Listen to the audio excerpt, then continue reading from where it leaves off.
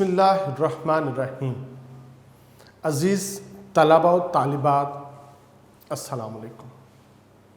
آج کا ہمارا لیکچر ہماری حصہ نثر کا ایک اہم سبق پہلی فتح، محمد ابن قاسم کا جو ناول ہے، نسیم حجازی کا ناول محمد ابن قاسم، اس سے یہ سبق لیا گیا۔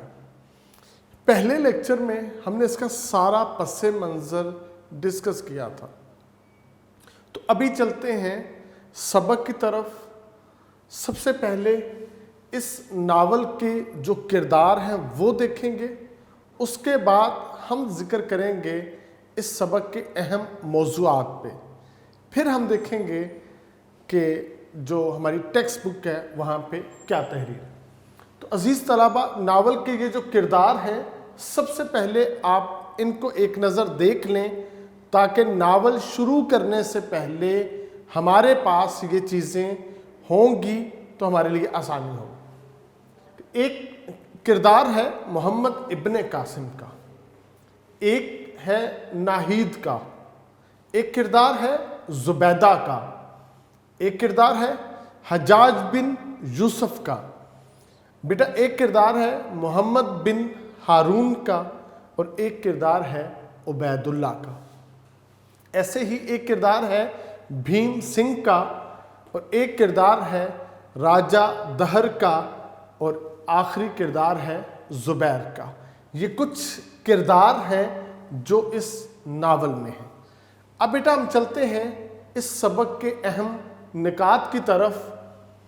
سب سے پہلے آئے گی مسلم فوج کی روانگی، محمد ابن قاسم کا جو لشکر ہے اس کی روانگی۔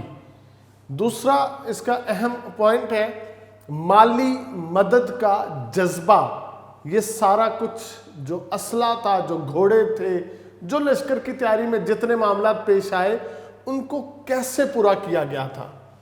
وفد کا قتل، جو سفیر پر مشتمل ایک وفد بھیجا گیا تھا، اس کا قتل۔ فوج کی تعداد، محمد ابن قاسم کی فوج کی تعداد کتنی ہے، بھیم سنگھ کی فوج کی تعداد کتنی ہے۔ گوریلا حکمت عملی، بھیم سنگھ نے گوریلا حکمت عملی کے اوپر جنگ شروع کی تھی۔ پھر حملوں میں جو شدت آ گئی تھی، وہ محمد ابن قاسم نے جو جنگی مجلس شورا بلائی، اس کے بعد محمد ابن قاسم کی حکمت عملی جو اس جنگ کے بارے میں ترتیب دی گئی وہ کیا تھی، جس کی وجہ سے محمد ابن قاسم فاتح سندھ ہیں، فاتح جو ہے نا وہ بر اعظم ایشیا ہے۔ اس کے بعد سالار کا مشورہ، جتنے سالار تھے انہوں نے محمد ابن قاسم کو کیا مشورہ دیا۔ پھر مسلمان اور غیر مسلم کی جنگ میں جو بیسک فرق ہے وہ کیا ہے، مسلمان کیوں جنگ کرتا ہے اور کس کی رضا کے لیے جنگ کرتا ہے، اور جو غیر مسلم ہے وہ کیوں جنگ کرتے ہیں اور وہ کس کی رضا کے لیے جنگ کرتے ہیں۔ یہ ایک ان میں بنیادی فرق ہے جو محمد ابن قاسم نے اپنی مختصر سی تقریر میں یہ بات واضح کرتی تھی۔ یہ اس سبق کے اہم نکات ہیں، یہ اس ناول کے کردار ہیں۔ تو عزیز طلباء، ابھی ہم جائیں گے اپنی ٹیکسٹ بک کی طرف اور وہاں سے پہلی فتح سبق کا آغاز کریں گے۔ تمام طلباء آپ اپنی ٹیکسٹ بک کو اوپن کریں اور ہم ابھی پڑھیں گے پہلی فتح۔ عزیز طلباء، یہ ہمارا سبق ہے پہلی فتح۔ صبح کی نماز کے بعد، یعنی نماز فجر کے بعد، دمشق کے لوگ بازاروں اور مکانوں کی چھتوں پر کھڑے محمد بن قاسم کی فوج کا جلوس دیکھ رہے تھے۔ جو دمشق ہے، جب ولید بن عبد الملک کی خلافت تھی تو دمشق دارالخلافہ تھا عالم اسلام کا۔ محمد ابن قاسم دمشق سے اپنے لشکر کو روانہ کر رہا ہے، اور اس لشکر کی یہ شہرت ہے کہ لوگ نماز فجر کے وقت بازاروں اور مکانوں کی چھتوں پہ کھڑے ہیں اور اس خوبصورت فوج کے جلوس کو دیکھ رہے ہیں۔ دنیا کی تاریخ میں یہ پہلا واقعہ تھا کہ فوج کی قیادت ایک 17 سالہ نوجوان کے سپرد تھی۔ اس لشکر کی شہرت کی ایک وجہ وہ اس کم سن نوجوان کی تھی۔ محمد بن قاسم کی 17 سالہ عمر تھی کہ اس بچے نے اپنے آپ کو بہت کم عمر میں سپاہیانہ رموز فنون سے مزین کیا کہ اس کو ایک لشکر کی سپہ سالاری دے دی گئی۔ ویسے تو کیونکہ محمد ابن قاسم کا تعلق وادی طائف سے ہے اور نبی پاک علیہ الصلوۃ والسلام کے آخری جو سپہ سالار تھے وہ حضرت اسامہ تھے۔ حضرت ابوبکر صدیق رضی اللہ تعالیٰ عنہ کے پہلے سپہ سالار حضرت اسامہ ہیں۔ نبی پاک علیہ الصلوۃ والسلام نے جب پردہ فرمایا تو آپ کے سپہ سالار اس وقت آپ نے جو لشکر روانہ کیا تھا، جس کا حکم دیا تھا، اس کے سپہ سالار حضرت اسامہ تھے۔ حضرت اسامہ کی عمر بھی اس وقت 16-17 برس تھی۔ تو نبی پاک علیہ الصلوۃ والسلام نے پردہ فرما لیا، لشکر وقتی طور پہ روک دیا گیا۔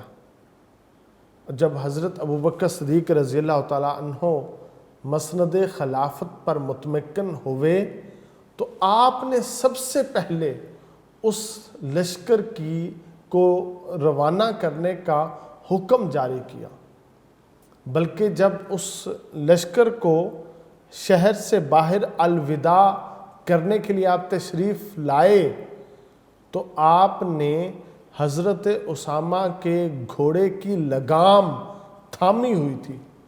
حضرت اسامہ کہتے ہیں کہ خلیفہ امیر المومنین مجھے اجازت دیں میں آپ کے ساتھ گھوڑے سے نیچے اتر آؤں اور آپ کے ساتھ چلوں، یا آپ دوسرے گھوڑے کے اوپر سوار ہو جائیں۔ تو حضرت ابوبکر صدیق رضی اللہ تعالیٰ عنہ نے یہ تاریخی جملہ اس وقت کہا تھا، اسامہ میدان حشر کے وقت میں گواہی دینا چاہتا ہوں نبی پاک علیہ الصلوۃ والسلام کو کہ جس لشکر کو روانہ کرنے کا آپ نے حکم دیا تھا، میں نے خلافت پہ متمکن ہوتے ہی اسی لشکر کو روانہ کیا ہے۔ دیکھیں اسامہ کے گھوڑے کی ٹاپوں سے جو دھول اڑی ہے اس سے میرے کپڑے، میرا چہرہ، میری دستار اٹی ہوئی ہے، گرد سے گرد آلود ہے۔ میں یہ گواہی دینا چاہتا ہوں، میں اس لیے تمہارے گھوڑے کی لگام تھام کے تمہیں شہر سے الوداع کرنے کے لیے جا رہا ہوں۔ تو عزیز طلباء، یہ بھی ایک ویسا ہی منظر تھا جس میں ہماری جو محبتیں تھیں وہ نچھاور تھیں، ہماری عقیدتوں کا محور محمد بن قاسم تھا، اس کا یہ لشکر تھا۔ سب محمد بن قاسم کو اپنا ایک جو ہے نا وہ ساتھ دینے کے لیے اپنے ساتھ اس کو ایک جو ہے نا وہ اس کی ہمت بڑھانے کے لیے آج وہ اپنے چھتوں پہ، بازاروں اور مکانوں کی چھتوں پہ وہ کھڑے ہو کے اس کو الوداع کر رہے تھے۔ دمشق سے لے کر بصرہ تک راستے کے ہر شہر، ہر بستی سے کئی کم سن لڑکے، نوجوان اور بوڑھے اس فوج میں شامل ہوئے۔ اس لشکر کے عزیز طلبہ خوبی یہ تھی کہ محمد بن قاسم کے جوش، جذبہ اور ولولے کو دیکھتے ہوئے بہنوں نے اپنے بھائیوں کو تیار کیا تھا کہ تم محمد بن قاسم کے لشکر کے سپاہی بنو۔ ماؤں نے اپنے بیٹوں کو تیار کیا تھا۔ یہ اسلام کی روایات ہیں۔ ایک ایسی ہی جنگ پہ نبی پاک علیہ الصلوۃ والسلام نے جب تیاری کا حکم دیا تو آپ کی بارگاہ میں 2 بچے آئے، ایک کا نام معاذ تھا اور ایک کا نام معوذ تھا۔ دونوں نے کہا کہ حضور ہم آپ کے ساتھ جنگ پہ جانا چاہتے ہیں۔ آپ نے فرمایا تمہاری عمریں تھوڑی ہیں، اس لیے تم جنگ پہ نہ جاؤ۔ تو انہوں نے کہا ہماری ماں نے کہا ہے اگر تم جنگ پہ نہ گئے میں تمہیں اپنے دودھ کی 32 دھاریں نہیں بخشوں گی، تو ہم پہ رحم فرمائیں، ہمیں اجازت دیں۔ تو آپ نے کہا اچھا جو تم دونوں میں سے جو بڑا ہے میں اس کو جانے کی اجازت دیتا ہوں، جو چھوٹا ہے وہ اپنے گھر واپس چلا جائے۔ تو پھر اس چھوٹے نے، معوذ نے، نبی پاک علیہ الصلوۃ والسلام سے کہا کہ حضور میں تو پہلوانی میں، میں تو کشتی میں اپنے بھائی سے زیادہ طاقتور ہوں، میں نے تو ہمیشہ اس کو کشتی میں شکست دی ہے، آپ ہمارا مقابلہ کروا لیں۔ تو نبی پاک علیہ الصلوۃ والسلام نے دونوں کا مقابلہ کروایا۔ معوذ نے معاذ کے کان میں کہا بھائی تمہیں جنگ میں جانے کی اجازت مل گئی ہے، تم نیچے گر جانا تاکہ میں جیت جاؤں اور مجھے بھی جنگ میں جانے کی اجازت ملے۔ تو عزیز طلبہ پھر ایسے ہی ہوا، معاذ گر گیا، معوذ اس کے سینے کے اوپر چڑھ گیا اور جیت کا جشن منایا۔ نبی پاک علیہ الصلوۃ والسلام نے جب جہاد میں جانے کا ان کا یہ شوق دیکھا تو ان دونوں بھائیوں کو اجازت دے دی تھی۔ پھر کمال دیکھیے کیسی خوبصورت ان بچوں نے قسمت پائی ہے کہ نبی پاک علیہ الصلوۃ والسلام نے جب اجازت دی پھر ماں نے کہا ایک مقصد ہے تمہارا جنگ میں جانے کا کہ تم نے ابو جہل کو قتل کرنا ہے۔ تو عزیز طلبہ وہ جنگ میں گئے، ابو جہل کا پتہ پوچھا، وہ کہاں پہ ہے بتایا، وہ میدان سے باہر پہاڑی پہ ہے۔ یہ میدان سے گزرتے ہوئے تیروں اور تلواروں کے سائے میں یہ میدان سے نکلے، ابو جہل کے پڑاؤ کی طرف گئے، جہاں پہ بیٹھ کے وہ جنگ کو دیکھ رہا تھا وہاں تک پہنچے، اس کے ساتھ لڑائی کی۔ لڑتے لڑتے ایک بھائی کا بازو کٹ گیا، جسم کا تھوڑا سا حصہ، گوشت کا ٹکڑا جسم اور بازو کے درمیان میں تھا۔ اس نے اپنے پاؤں کے نیچے اپنے ہاتھ کو رکھا اور اپنے جسم کو زور سے پیچھے کو دھکیلا اور اس جسم کے حصے کو اپنے سے، بازو کو جدا کر لیا کہ یہ لڑنے میں رکاوٹ پیش کر رہا ہے۔ ایک بھائی شہید ہو گیا، پھر دوسرا بھائی بھی لڑتا ہوا، یہاں تک کہ انہوں نے ابو جہل کو واصل جہنم کیا۔ یہ ہمارے نوجوانوں میں جذبہ جہاد تھا، جس کی ایک تصویر آج دمشق کا بازار، دمشق کے لوگ دیکھ رہے تھے۔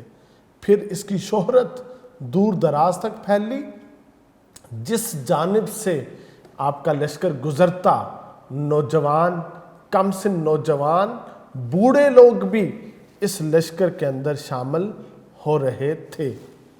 کوفہ اور بصرہ میں محمد بن قاسم کی روانگی کی اطلاع مل چکی تھی۔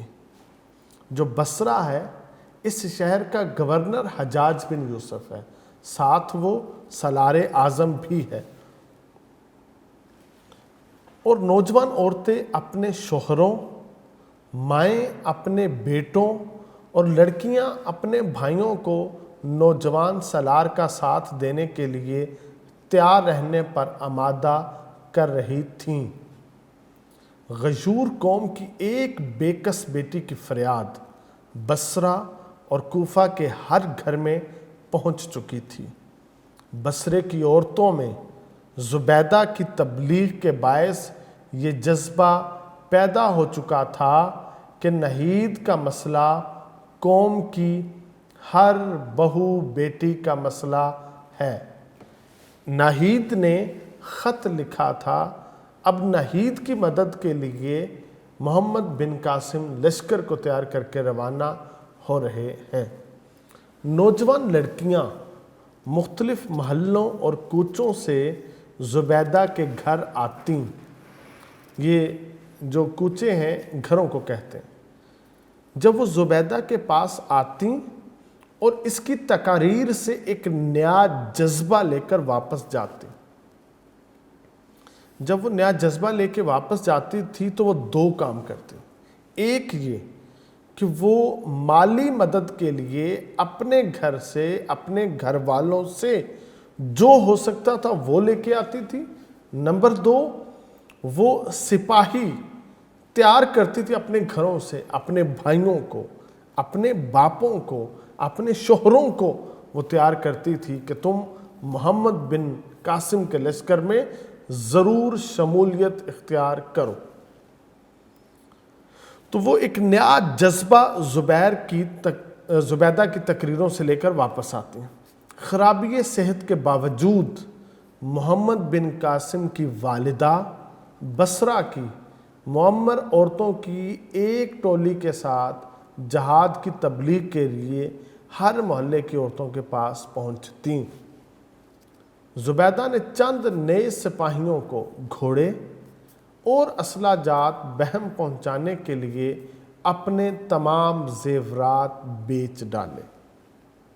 سب سے پہلے زبیدہ نے اپنے زیور بیچے، پھر کیا ہوا، بصرہ کے تمام امیر غریب گھرانوں کی لڑکیوں نے اس کی تقلید کی، زبیدہ کی تقلید کی، اور مجاہدین کی اعانت کے لیے، مدد کے لیے بصرہ کے بیت المال کو چند دنوں میں سونے اور چاندی سے بھر دیا۔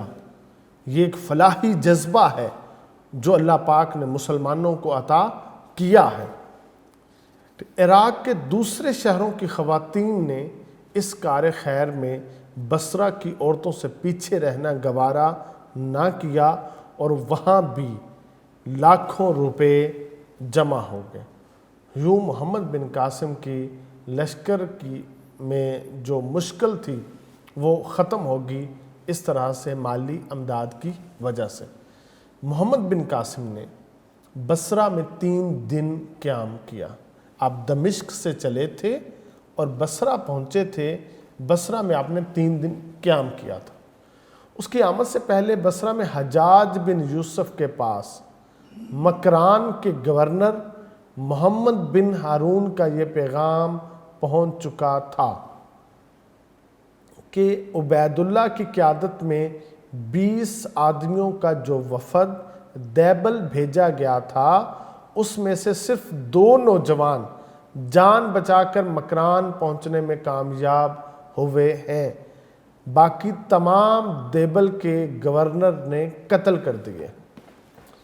اب کیا تھا، ایک جانب محمد بن قاسم دمشق میں لشکر تیار کر رہا تھا، دوسری جانب حجاج بن یوسف نے کچھ سفیر بھیجے تاکہ ہم کیا کریں، ان کے ساتھ گفتگو کے ساتھ اس مسئلے کو حل کر لیں۔ جو انہوں نے اس قافلے کو لوٹا ہے، خواتین اور بچوں کو جو قید کیا ہے، ناہید کے خط کی روشنی میں ہم ان کے ساتھ گفتگو کے ساتھ اس معاملے کو حل کر لیں۔ اس مقصد کے لیے حجاج بن یوسف نے، جو مکران کا گورنر تھا، مسلمان گورنر محمد بن ہارون، اس کو کہا تھا کہ تم 20 ایلچی بھیجو، تم سفیر بھیجو، ان کے ساتھ ہم سفارتی تعلقات کرتے ہیں، ہم گفت و شنید کرتے ہیں۔ تو جو اس کا سفیر اعلیٰ تھا وہ عبید اللہ تھا، اس کے ساتھ باقی 19 لوگ تھے۔ راجہ دہر نے کیا کیا تھا، ان سفیروں پہ، حالانکہ لوگ سفیر پہ ہاتھ نہیں اٹھاتے، اس نے سفیروں پہ حملہ کروایا، اور جس کے نتیجے میں 18 سفیر شہید ہو گئے۔ 2 سفیر کسی طرح وہاں سے اپنی جان بچا کر بھاگنے میں کامیاب ہو گئے تھے۔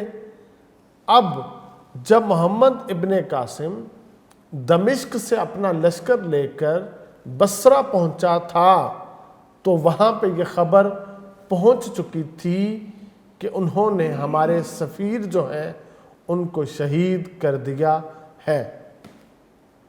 اس خبر نے بصرہ کی عوام میں انتقام کی سلگتی ہوئی آگ پر تیل کا کام دیا۔ اب بصرہ کے اندر عوام میں جو جوش جذبہ تھا وہ زیادہ بڑھ چکا تھا۔ اب یہ انتقام لینا چاہتے تھے، یہ کہتے تھے کہ انہوں نے 3 گناہ کیے ہیں، انہوں نے 3 گناہ کیے ہیں۔ پہلا گناہ کہ انہوں نے قافلے پہ حملہ کیا ہے اور وہاں کے جو مرد ان سب کو قتل کر دیا۔ دوسرا گناہ انہوں نے یہ کیا ہے، انہوں نے ہماری خواتین کو اور بچوں کو قید کر لیا۔ عزیز طلبہ، انہوں نے 3 گناہ کیے تھے۔ ایک گناہ یہ تھا کہ انہوں نے قافلے پہ حملہ کر کے تمام مردوں کو شہید کر دیا تھا، اور دوسرا گناہ ان کا یہ تھا انہوں نے خواتین اور بچوں کو قیدی بنا لیا تھا۔ اب تیسرا گناہ یہ تھا انہوں نے ہمارے سفیروں کو قتل کر دیا تھا، شہید کر دیا تھا۔ ان ساری چیزوں کی وجہ سے بصرہ کے لوگوں میں انتقام کی آگ سلگ چکی تھی۔ دمشق سے روانگی کے وقت محمد بن قاسم کی فوج کی تعداد 5000 تھی۔ جب دمشق سے محمد بن قاسم کا لشکر نکلتا ہے تو سپاہی 5000 تھے، لیکن جب وہ بصرے سے روانہ ہوتا ہے تو اس کی لشکر کی مجموعی تعداد 12000 تھی۔ یہ جو 7000 لوگ اور شامل ہوئے تھے اس لشکر میں، یہ بصرہ میں شامل ہوئے تھے، اور اس کی وجہ وہ سفیروں کو شہید کرنا تھا۔ اب جو 12000 لشکر تھی، ان میں سے 6000 سپاہی گھڑ سوار تھے، 3000 سپاہی پیدل تھے، اور 3000 سامان رسد کے ساتھ اونٹوں پہ سوار تھے۔ یعنی 12000 سپاہیوں پر یہ لشکر مشتمل تھا، جن میں 6000 گھوڑوں پہ تھے، 3000 اونٹوں پہ تھے، اور 3000 سپاہی پیدل تھے۔ یہ جتنا بھی سامان وافر تھا، اس میں ہماری قوم کی بیٹیاں، زبیدہ جیسی بیٹیاں، یہ ان کا کردار تھا۔ انہوں نے اپنا جتنا بھی مال تھا وہ اللہ کی راہ میں، اسلام کی راہ میں انہوں نے خرچ کر دیا تھا۔ اس جہاد کی تیاری میں انہوں نے اپنا مال اللہ کی خوشنودی، اس کی رضا حاصل کرنے کے لیے خرچ کیا تھا۔ محمد بن قاسم شیراز سے ہوتا ہوا مکران پہنچا۔ اب عزیز طلبہ، یہ محمد بن قاسم جو تھا یہ دمشق سے چلا تھا اور بصرہ میں پہنچا تھا۔ جب یہ دمشق سے بصرہ میں پہنچا، بصرہ اور اس کے ساتھ کوفہ، یہ دونوں قریب قریب جو نا وہ شہر ہیں۔ پھر بصرہ اور کوفہ سے چلنے کے بعد یہ شیراز پہنچا. شیراز پہنچنے سے اس سے آگے یہ مکران میں آیا تھا. عزیز طلبہ میں بتاتا چلوں، جو مکران ہے یہ آج کا موجودہ بلوچستان ہے. عرب سے چلا محمد بن قاسم اور بلوچستان کے پاس آ گیا، اور اس کے ساتھ آگے لسبیلا کا پہاڑی علاقہ ہے. یہاں پہ محمد بن قاسم جب پہنچتا ہے تو اسے بہت ساری مشکلات کا سامنا کرنا پڑتا ہے، کیونکہ بھیم سنگھ نے 20,000 فوج کے ساتھ لسبیلا کے سندھی گورنر کی اعانت کو پہنچ چکا تھا. اب جو لسبیلا کا علاقہ ہے یہ سندھ کا علاقہ ہے، اور جو بھیم سنگھ ہے یہ سندھی گورنر کی مدد کو آیا تھا 20,000 کی فوج لے کے. اب دیکھ لیں، محمد بن قاسم 12,000 کا لشکر لاتا ہے، جس میں اکثریت کم سن نوجوانوں کی ہے، جن میں اکثریت جو ہے وہ بوڑھے لوگوں کی ہے. اور اتنا لمبا سفر کر کے یہ لوگ یہاں تک پہنچے ہیں تو یہ تھک چکے ہیں. تھکا دینے والا سفر ہے، مشکل ترین سفر ہے. تو اب کیا ہوا، جو بھیم سنگھ ہے وہ سندھی گورنر کی مدد کو 20,000 کا لشکر لا چکا ہے.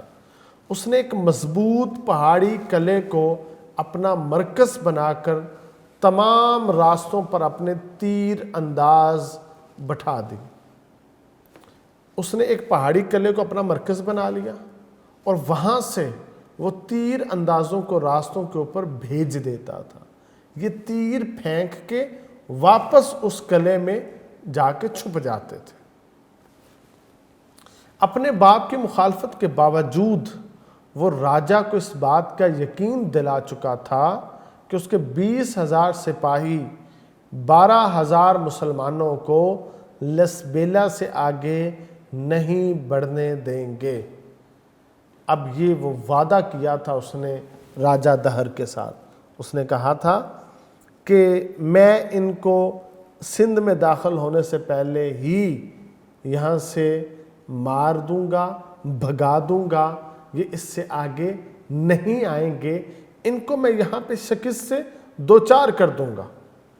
مسلمانوں کے پہاڑی علاقے میں داخل ہوتے ہی بھیم سنگھ کے سپاہیوں نے اکا دکا حملے شروع کر دیے.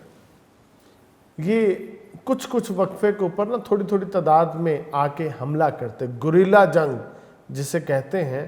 انہوں نے اس ٹائپ کی جو منصوبہ بندی کی تھی. 30-40 سپاہیوں کا گروہ اچانک کسی ٹیلے پر، کسی پہاڑی کی چوٹی پر نمودار ہوتا، اور آن کی آن میں محمد بن قاسم کی فوج کے کسی حصے پر تیر اور پتھر برسا کر غائب ہو جاتا. گھوڑوں کے سوار ادھر ادھر ہٹ کر اپنا بچاؤ کر لیتے تھے، لیکن شتر سوار، اونٹ پہ جو سوار تھے، ان دستوں کے لیے یہ حملے بڑی حد تک پریشان کن ثابت ہوئے. بعض اوقات بدک کر، ڈر کر، خوف کے مارے ادھر ادھر بھاگنے والے اونٹوں کو منظم کرنا حملہ کرنے والوں کے تعاقب سے زیادہ مشکل ہو جاتا تھا. بیٹا یہاں پہ بتایا ہے کہ وہ گوریلا جنگ کی طرح آتے تھے، کسی پہاڑی کی چوٹی پہ اس کے 30-40 تیر انداز آتے، وہ تیزی سے، وہ جلدی سے وہ تیر پھینکتے. تیر پھینک کے ایک جو وہ محمد بن قاسم کے لشکر کا حصہ ہوتا تھا اس کو وہ زخمی کر دیتے تھے، اور پھر جو لوگ زخمی ہو جاتے تھے یا اونٹ جو تھے وہ ڈر اور خوف ان کے دلوں میں بیٹھ جاتا، اور وہ کبھی لشکر میں ادھر بھاگتے کبھی ادھر بھاگتے. ان کو منظم کرنا بہت بڑا مسئلہ بن چکا تھا. اس وجہ سے بھیم سنگھ چاہتا تھا محمد بن قاسم کے لشکر میں اپنا خوف و ہراس پیدا کرنا، اور وہ کافی حد تک اس میں کامیاب ہو چکا تھا. محمد بن قاسم نے یہ دیکھ کر ہر اول کے پیادہ دستوں کی تعداد میں اضافہ کر دیا۔ دستے کی ہر جانب اس نے لشکر کی ہر جانب کیا کیا تھا؟ پیادہ دستوں کی تعداد میں اضافہ کر دیا۔ لیکن حملہ آوروں کی ایک جماعت آگے سے کترا کر بھاگتی اور دوسری جماعت پیچھے سے حملہ کر دیتے۔ بھیم سنگھ کے سپاہی اگر وہ لشکر کی دائیں سائیڈ سے بھاگ کے گزر جاتے، تیز گھوڑے دوڑا کے گزر جاتے، سب کی توجہ اس جانب ہو جاتی، تو یہ کیا کر دیتے تھے؟ بائیں سائیڈ پہ حملہ کر دیتے تھے، وہاں پہ تیر برسا دیتے تھے اور مسلمانوں کو بہت زیادہ نقصان پہنچاتے تھے۔ جوں جوں محمد بن قاسم کی فوج آگے بڑھتی گئی، ان حملوں کی شدت میں اضافہ ہوتا گیا۔ یعنی پہلے تو وہ حملہ کرتے تھے دن میں ایک دفعہ یا دو دفعہ، اب کیا تھا؟ جیسے جیسے لشکر آگے بڑھتا گیا ان کے حملوں کی شدت میں اضافہ ہوتا گیا۔ وہ دن میں 4 5 5 6 دفعہ ایسے حملے کر دیتے، رات کے وقت بھی وہ ایسے حملے کر دیتے، جس کی وجہ سے کیا تھا کہ جو اس لشکر کو وہ جو ہے نا اس کا ڈسپلن، نظم و ضبط خراب کرنا چاہتے تھے، وہ اس میں کافی حد تک کامیاب ہوئے بھی تھے۔ رات کے وقت پڑاؤ ڈالنے کے بعد شب خون کے ڈر سے کم از کم 1/4 فوج کو آس پاس کے ٹیلوں پر قابض ہو کر پہرا دینا پڑتا۔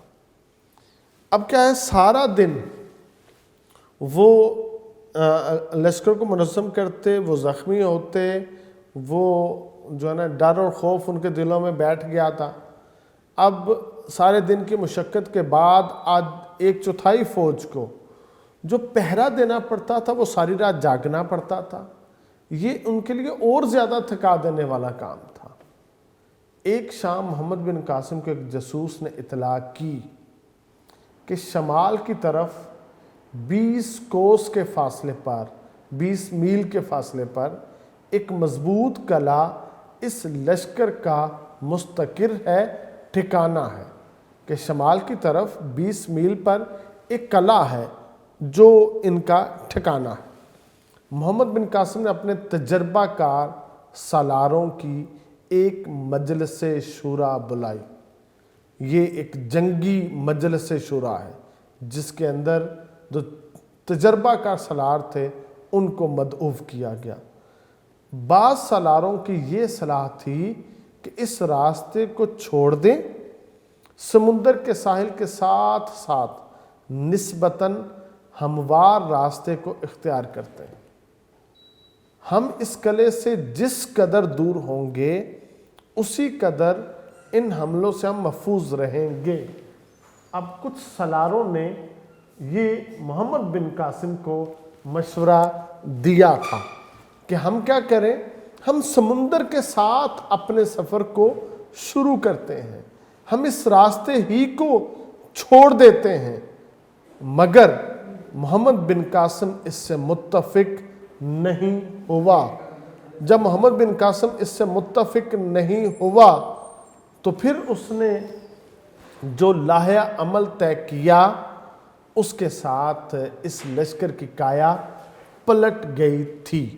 عزیز طلبہ، یہ ہماری پہلی فتح کا سبق ہے جس کو ہم نے آج اتنا پڑھا ہے۔